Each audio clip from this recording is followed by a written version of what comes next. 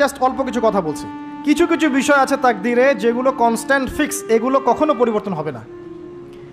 যেমন জীবন, আপনার মৃত্যু, আপনার হায়াত ইত্যাদি ইত্যাদি। কিছু বিষয় আছে যেগুলো ঝুলন্ত, মুআল্লাকা, এগুলো ভালো কাজ দিয়ে পরিবর্তন হয়, দোয়া দিয়ে পরিবর্তন হয়, নেকির কাজ দিয়ে, তাকওয়া দিয়ে পরিবর্তন হয়। যেমন কেউ যদি আত্মীয়তার সম্পর্ক বজায় রাখে, তার রিজিক বাড়বে, তার হায়াতে বরকত হবে। এই যে কোরআনের কথা বললাম, কেউ যদি কোরআন বেশি বেশি তেলাওয়াত করে, কোরআন নিয়ে বেশি বেশি গবেষণা করে, তার হায়াতে রিজিকে বারাকা আসবে। কেউ যদি প্রতিবেশীর খোঁজ খবর নেয়, পিতামাতার সেবা করে, মা না থাকলে খালার সেবা করে, তারও বারাকা আসবে। কেউ যদি বেশি বেশি দোয়া করতে থাকে, আল্লাহর কাছে প্রচুর দোয়া করে, খালি দোয়া আর দোয়ার উপর থাকে, দেখবেন ও বিপদ আপদে কম পড়বে।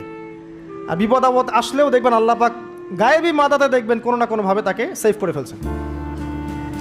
কারণ দোয়া দিয়ে তাকদীর পরিবর্তন হতে পারে।